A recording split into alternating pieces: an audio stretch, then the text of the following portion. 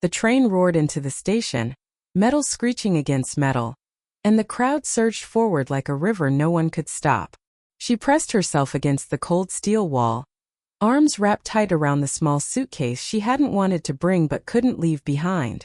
Its cracked leather whispered of journeys she'd survived and ones she hadn't yet. Her gaze lingered on a man laughing too loudly, a woman checking her reflection in the glossy advertisement panels, a child tugging at a parent's hand. All of them moving like they belonged. All of them, she thought, never looking at her. A gust of wind slipped between the station pillars, lifting strands of her hair across her face. She caught them in one hand, fingers trembling slightly, and felt the chill of it crawl down her spine. Her other hand clutched the suitcase's handle, knuckles white. Somewhere ahead, someone dropped a coffee cup. The crack echoed across the station like a gunshot. She flinched and her eyes met those of a boy sitting on a bench, head bent, scribbling furiously in a notebook. For a moment something passed between them, a recognition or maybe a warning, but he looked away too quickly. The red scarf she had draped loosely around her neck flapped against her chest as she shifted, tugging at memories she didn't want to name. It wasn't just a scarf. It was the first gift she had refused, the one that came with laughter and a sneer. Not our breed, they had yelled. She could still feel it scraping her skin like sandpaper. She breathed in, trying to steady herself.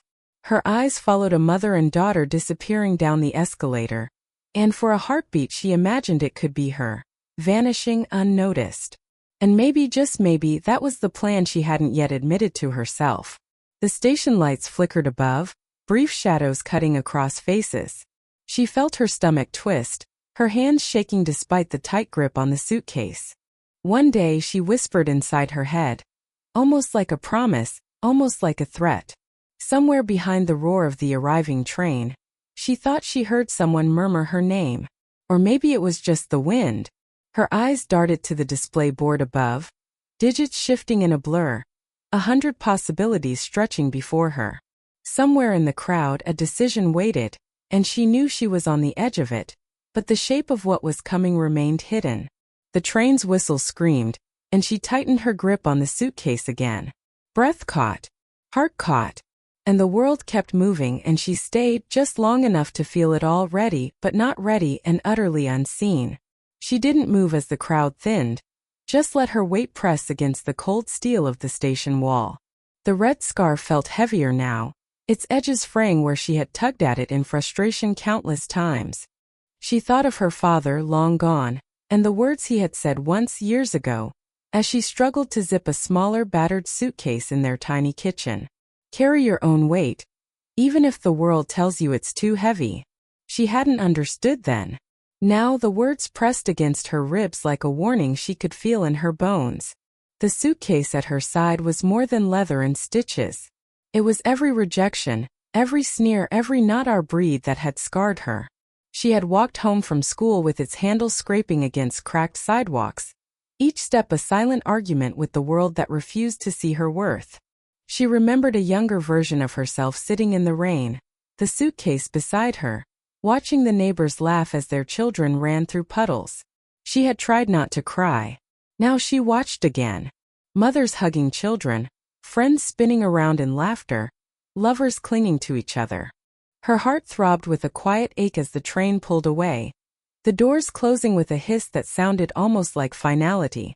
She adjusted the suitcase on her hip, feeling its familiar weight, and wondered how many more stations she would pass alone before anyone noticed. The boy on the bench was still there, notebook closed now, eyes tracing her movements without blinking. His silence wasn't casual, it was intentional. She felt it like a physical presence, heavy in the air between them, and part of her wanted to look away. Another part wanted to know why he watched so carefully, why he hadn't vanished like everyone else. She shook her head slightly, as if to clear a fog of memory. The wind caught the scarf again, brushing her cheek. Her fingers tightened around it, thinking of all the times it had been her shield and her burden at once. She had fought to prove something to herself, to everyone who had laughed at her. Sometimes in the quiet, she wondered if proving it was enough, or if it would ever matter. The boy finally shifted, a tiny movement, just a nod maybe, or a tilt of his head.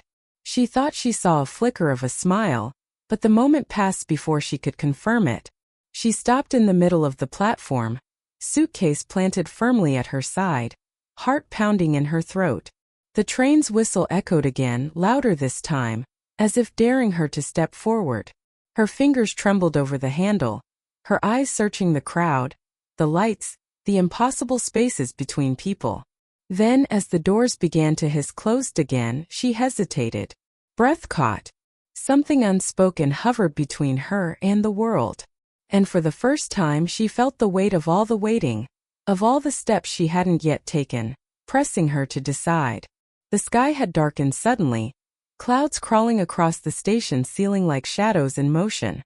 A thin drizzle began, wetting the edges of the red scarf in the corners of her suitcase. She pulled the scarf closer, letting it wrap tighter around her throat as if it could shield her from the world, or from herself. The boy on the bench shifted again, this time standing slowly. She noticed the soles of his worn shoes, scuffed leather and thin treads, the kind that spoke of too many streets walked alone. A flash of something inside his jacket caught her eye. A small photo, half tucked into the wallet bulging at his side. She couldn't see the image clearly, but the gesture, the careful way he held it close, struck her. Reverence. Loss. A weight she recognized. For a moment, their eyes met, and it was like seeing herself reflected back in someone else's life. The same quiet determination. The same tension of caring more than anyone should. She realized she wasn't alone in her struggle, and yet she was. The realization both soothed and unsettled her. The rain thickened, drumbeats of water against the station roof, echoing the rapid pulse of her heart. Thunder rolled low and distant, a warning she couldn't name. She wanted to move, to leave the station, to step onto some platform that would take her far away from this strange mirror of herself. And yet she stayed, drawn by something she couldn't name.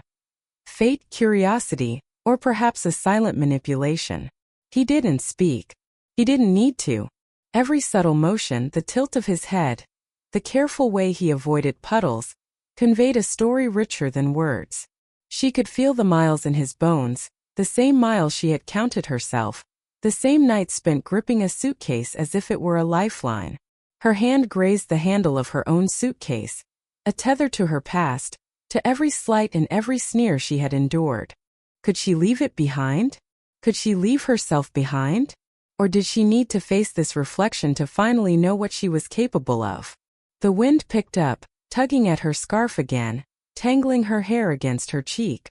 She tilted her head, watching him now as he traced a line in the rain on the platform tiles with the tip of his shoe.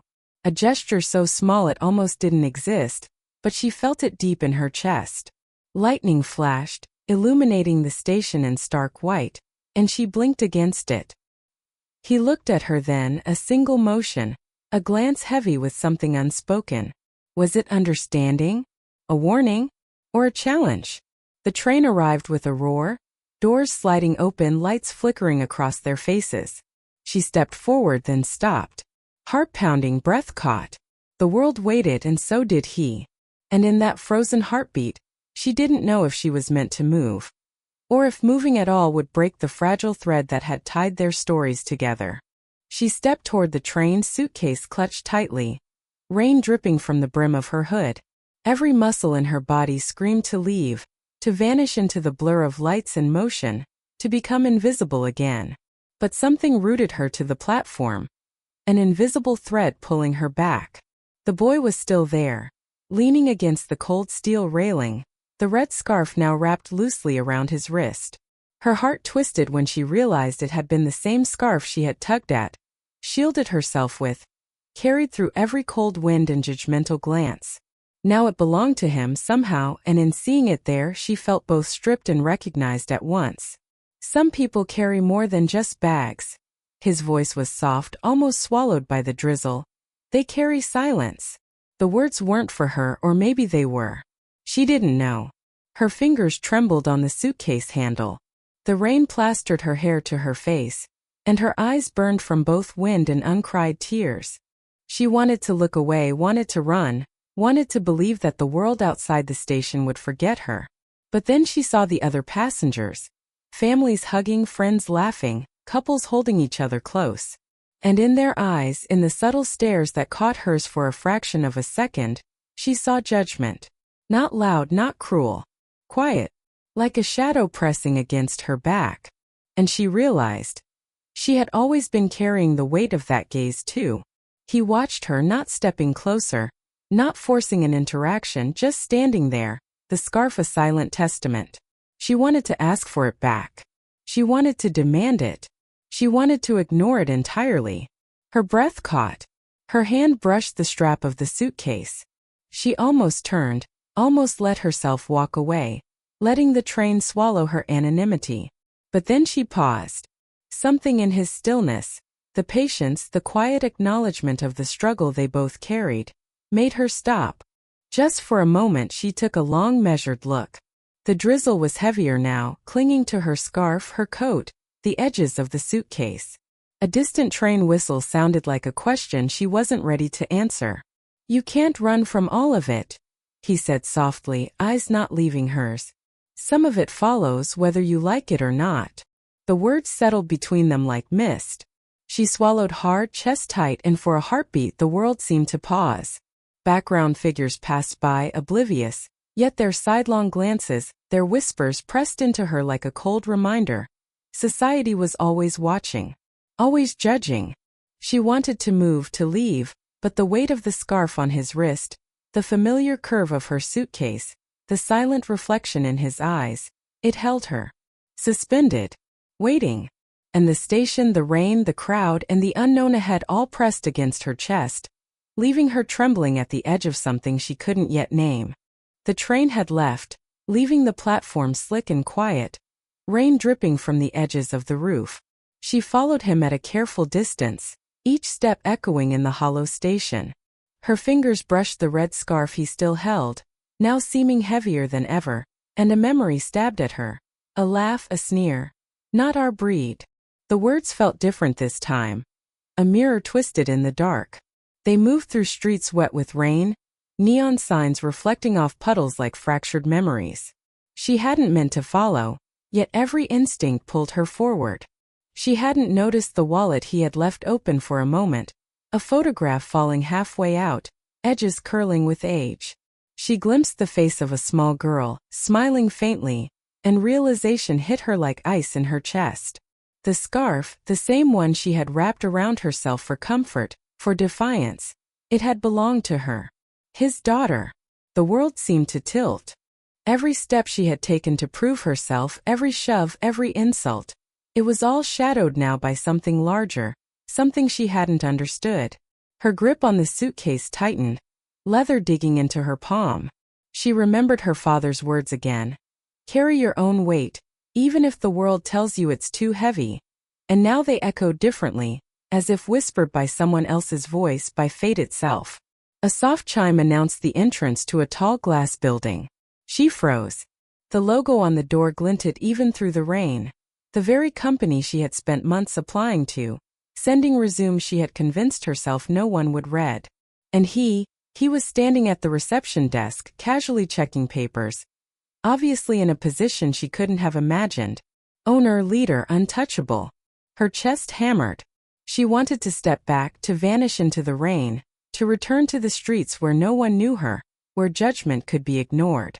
And yet, she moved forward, each step heavy with decisions she hadn't allowed herself to make before. The scarf in his hand, the weight of the suitcase at her side, the echo of the past, they all pressed against her like a tide she could no longer resist. No one stopped her as she entered. The lobby swallowed her in glossy surfaces and quiet murmurs. Everything, her hunger to be seen, her fury at those who had dismissed her, the long years of quiet rebellion, led her here. The moment she passed through the doors, a line from earlier returned, refracted. Some people carry more than just bags, they carry silence. And now she carried it too. Every heartbeat screamed one truth. There was no turning back. The room, the decisions, the possibilities, it all awaited, and she stepped fully into it, ready or not. The rain outside a fading echo. The station was nearly empty now, the echoes of departing trains lingering like ghosts. She stood where she had first waited, suitcase at her side. Rain-slick hair plastered to her cheeks, heart hammering against ribs she felt would split. The red scarf fluttered lightly in her hand, edges frayed but somehow alive, carrying every memory, every slight, every step that had led her here. He emerged from the shadows, the familiar scuffed shoes, the careful posture, but something had changed. Authority hung from him now, silent and undeniable, yet there was no arrogance, just a weight of recognition. He stopped a few feet away, eyes locking with hers, a flicker of something she couldn't name passing across his face. "You've carried it well," he said softly, gesturing to the scarf, the symbol of loss and defiance entwined. "More than I ever could have asked anyone to." Her fingers tightened around the handle of the suitcase, ready to step back, ready to vanish like she always did. But the rain had slowed, the wind softened, and in the pause she saw it, the reflection of herself in him, the same struggles, the same battles against invisible walls. He didn't choose her for love. He chose her because she reminded him of someone he had lost. A daughter, a memory, a shard of the life he had never fully reclaimed. The suitcase thudded lightly against the floor as she dropped it, the leather cracked and worn, a burden released. She handed him the scarf without a word.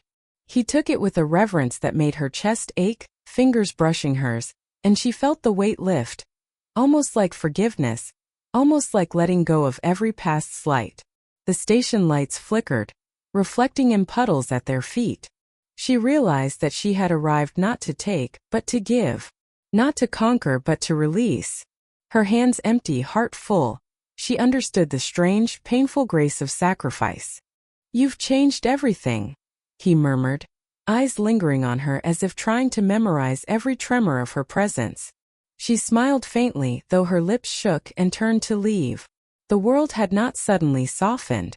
The judgment, the sneers, the "not our breed," still hovered somewhere in the corners of her memory. But she had stepped into a new orbit, and for the first time she felt untouchable. Not because the world had bent to her, but because she had bent herself towards something larger than herself.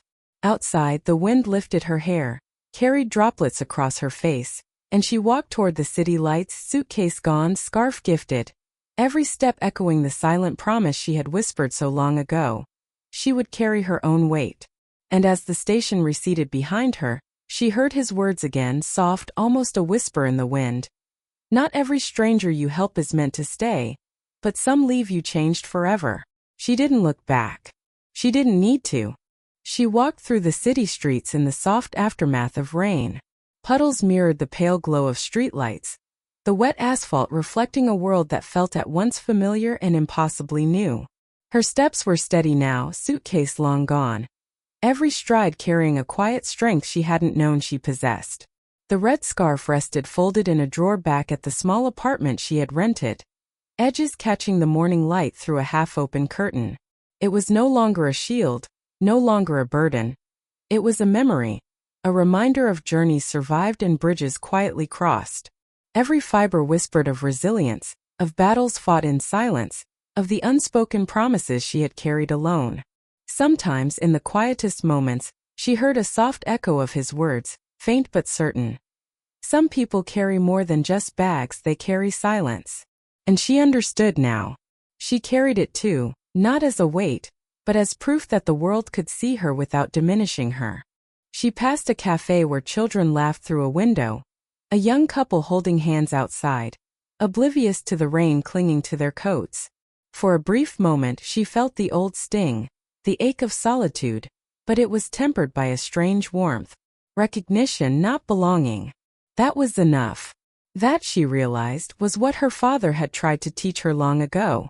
Sometimes love is not romance, it's recognition, she whispered to herself, and the city seemed to nod, indifferent but patient, letting her carry the words like a secret banner in her chest.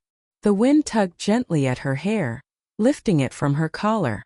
She paused at a street corner, watching headlights blur through the wet streets, and allowed herself a small unspoken smile. The world had not softened, had not promised to stop throwing obstacles her way, but she had changed. She had stepped into a space that was hers by right of endurance, courage, and quiet insistence. The memories of the station, the stranger, the suitcase, and the scarf shimmered behind her like half-remembered dreams. Some pieces she would carry forever, some she would set down, letting them rest where they belonged. She continued walking, letting the rhythm of her own steps mark the passage forward, and felt a strange liberation in the not knowing. In the unanswered questions, in the stories left unwritten, there was freedom, and there was hope. And somewhere between the drizzle and the distant hum of the city, she thought, not every shadow is meant to be chased, but every shadow leaves a shape on your soul.